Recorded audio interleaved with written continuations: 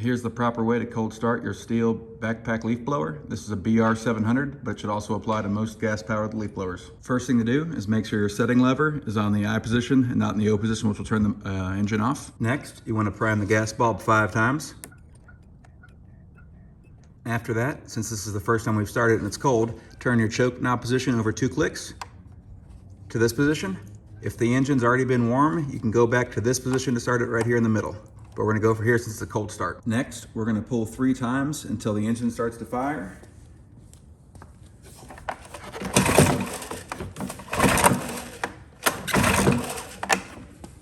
Now, we'll take our choke down to the middle position and pull until it fires.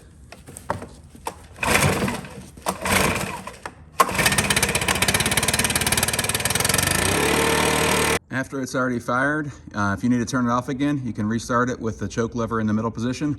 If not, you're all set. If there's any questions, leave them in the comments below. If not, leave a thumbs up. Thanks.